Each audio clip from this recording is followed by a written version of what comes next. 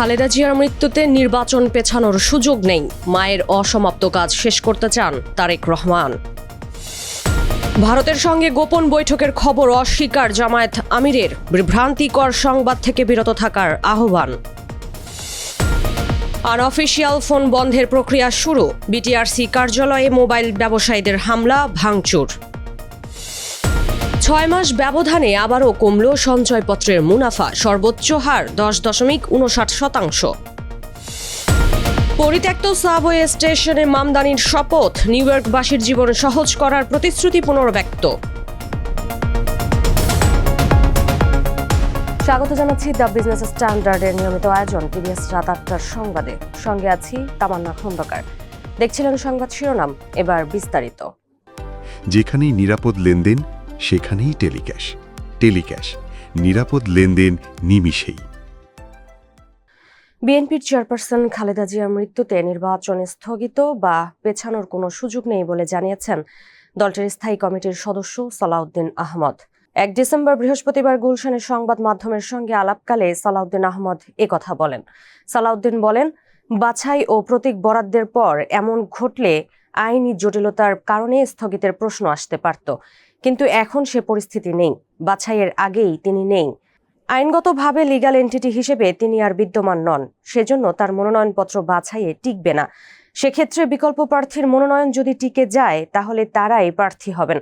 এদিকে মায়ের মৃত্যু, জানাজা ও দাফনের মতো কঠিন মুহূর্তে দেশের মানুষের অভূতপূর্ব উপস্থিতি একাকিত্বে ভুগতে দেয়নি বলে জানিয়েছেন বিএনপির ভারপ্রাপ্ত চেয়ারম্যান তারেক রহমান। সকালে নিজের ভেরিফাইড ফেসবুক পেজে তিনি বলেন, তার অনুপস্থিতির শূন্যতা ভাষায় প্রকাশ করার মতো নয়। তবু এই কঠিন মুহূর্তে দেশের মানুষের অভূতপূর্ব উপস্থিতি আমাকে একাকিত্বে ভুগতে দেয়নি। তিনি আরও বলেন, একাগ্রতা ও দায়বদ্ধতার সঙ্গে আমি প্রতিশ্রুতি দিচ্ছি, যেখানে আমার মার পথ চলা থেমেছে সেখানে আমি চেষ্টা করব সেই পথযাত্রাকে এগিয়ে নিতে।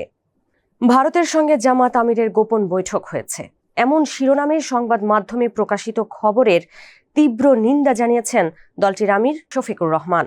প্রকৃত বিষয় না জেনে এ ধরনের বিভ্রান্তিকর সংবাদ পরিবেশন থেকে বিরত থাকতে সংশ্লিষ্টদের প্রতি আহ্বানও জানিয়েছেন তিনি। 1 জানুয়ারি বৃহস্পতিবার ফেসবুকে নিজের ভেরিফাইড প্রোফাইল থেকে এ সংক্রান্ত বিষয়ে পোস্ট করেন তিনি। পোস্টে তিনি লেখেন, আন্তর্জাতিক মিডিয়া রয়টার্সকে দেওয়া এক সাক্ষাৎকারে একজন সাংবাদিক আমাকে জিজ্ঞেস করেন, ভারত যেহেতু আপনাদের প্রতিবেশী দেশ, তাদের সঙ্গে আপনাদের কোনো যোগাযোগ আছে কিনা, কোনো কথাবার্তা বা বৈঠক হয় কিনা। আমি তখন বলেছিলাম, গত বছরের মাঝামাঝি সময়ে আমি অসুস্থ হওয়ার পর চিকিৎসা শেষে যখন বাসায় ফিরি তখন দেশ বিদেশের অনেকেই আমার সঙ্গে সাক্ষাৎ করতে আসেন। অন্যান্য দেশের সম্মানিত কূটনৈতিকরাও যেমন এসেছেন, তেমনি তখন ভারতের 2 জন কূটনীতিকও আমাকে দেখতে বাসায় এসেছিলেন। অন্যান্যদের মতো তাদের সঙ্গেও আমার কথা হয়েছে। তিনি আরও লেখেন, আমি বিস্মিত যে আমাদের কিছু দেশীয় মিডিয়া ভারতের সঙ্গে জামায়াত আমিরের গোপন বৈঠক হয়েছে বলে সংবাদ পরিবেশন করেছে। আমি এ ধরনের সংবাদের তীব্র নিন্দা জানাই এবং ভবিষ্যতে প্রকৃত বিষয় না জেনে এমন বিভ্রান্তিকর সংবাদ পরিবেশন করা থেকে বিরত থাকার জন্য সংশ্লিষ্টদের প্রতি আহ্বান জানাই। মোবাইল ফোন হ্যান্ডসেট নিবন্ধনের বাধ্যবাধকতার অংশ হিসেবে চালু হয়েছে national equipment identification register NEIR। বৃহস্পতিবার এই পদ্ধতি চালুর প্রতিবাদে এদিন বিকেল 4টার পর রাজধানীর আগারগাঁও টেলিকম খাতের নিয়ন্ত্রক সংস্থা বিটিআরসি কার্যালয়ে হামলা ও ভাঙচুর চালিয়েছেন মোবাইল ব্যবসায়ীরা। NEIR স্থগিতের দাবি করেছে। পুলিশের তেজগাঁও বিভাগের উপকমিশনার ইবনে মিজান বলেছেন, ওরা আকস্মিকভাবে হামলা চালিয়েছে, ইটপাটকেল ছুঁড়ে মারছে, আমরা পরিস্থিতি নিয়ন্ত্রণ করার চেষ্টা করছি। বিটিআরসির একজন কর্মকর্তা বলেন, তারা আসরের নামাজ পড়ছিলেন, এ সময় বাইরে থেকে ইটপাটকেল মারার শব্দ পান। তিনি বলেন, বিকেল 5টার দিকে সেখানে সেনাবাহিনীর একাধিক দল এসে পরিস্থিতির নিয়ন্ত্রণ নিয়েছে। NEIR পদ্ধতির বিরোধিতা করে গত কয়েকদিন ধরে বিক্ষোভ করছিল মোবাইল হ্যান্ডসেটের ব্যবসায়ীরা, যারা নানা অবৈধ রুটে কর ফাঁকি দিয়ে দেশে নিম্নমানের ক্লোনড, ব্যবহৃত ও পুরনো ফোন দেশের বাজারে ঢোকাচ্ছেন বলে অভিযোগ সরকারের। 6 মাসের ব্যবধানে সঞ্চয়পত্রের মুনাফার হার আবারও কমানো হলো। আগামী 6 মাসের জন্য সঞ্চয়পত্রের নতুন মুনাফার হার ঘোষণা করেছে অভ্যন্তরীণ সম্পদ বিভাগ। 1 জানুয়ারি বৃহস্পতিবার থেকে নতুন মুনাফার সিদ্ধান্ত কার্যকর হয়েছে। নতুন হার অনুযায়ী সঞ্চয়পত্রের সর্বোচ্চ মুনাফার হার হবে 10.59% এবং সর্বনিম্ন মুনাফার হার হবে 8.74%। গত জুলাই মাসেও মুনাফার হার কমানো হয়েছিল। এখন 6 মাস পর আবারও কমানো হলো। প্রতি 6 মাস পর পর সঞ্চয়পত্রের মুনাফার হার পর্যালোচনা করা হয়। ঘোষণা অনুযায়ী দেখা যাচ্ছে কম বিনিয়োগের ক্ষেত্রে মুনাফার হার তুলনামূলকভাবে বেশি বিনিয়োগের ক্ষেত্রে মুনাফার হার কম। এক্ষেত্রে সীমা নির্ধারণ করা হয়েছে 7,50,000 টাকা।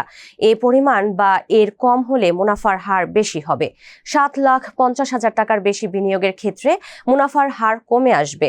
আয় ও ঋণ ব্যবস্থাপনার অংশ হিসেবে সরকার নিয়মিতভাবে সঞ্চয়পত্রের মুনাফার হার নির্ধারণ করে থাকে। নিউ ইয়র্ক নগরের ইতিহাসে প্রথম মুসলিম ও প্রথম দক্ষিণ এশীয় বংশোদ্ভূত মেয়র হিসেবে শপথ নিয়েছেন জোহরান মামদানি। 34 বছর বয়সী জোহরানের জন্ম উগান্ডায়, তবে তার মা বাবা দুজনই ভারতীয় বংশোদ্ভূত। জোহরান নিউ ইয়র্ক নগরের 1 শতাব্দীর ইতিহাসে সবচেয়ে কম বয়সী মেয়র। নিউ ইয়র্কের ওল্ড সিটি হলের নিচের একটি পরিত্যক্ত সাবওয়ে স্টেশনে তার শপথ গ্রহণ অনুষ্ঠান হয়। 1 জানুয়ারি বৃহস্পতিবার শপথ নেওয়ার পর জোহরান বলেন, এটি সত্যিই জীবনের এক অনন্য সম্মান ও সুযোগ। এর আগে বার্তা সংস্থা এপির প্রতিবেদনে বলা হয়েছিল, নিউ ইয়র্কের ইতিহাসে এই প্রথম কোনো মেয়র পবিত্র ধর্মগ্রন্থ কোরআন ছুঁয়ে শপথ নিতে যাচ্ছেন। জোহরানের এই শপথ গ্রহণ একই সঙ্গে শহরটির জন্য আরও কিছু ঐতিহাসিক মুহূর্তের সাক্ষী হয়ে থাকছে। দর্শক, এই ছিল টিভিএস রাত 8টার সংবাদে। এতক্ষণ সাথে থাকার জন্য ধন্যবাদ সবাইকে।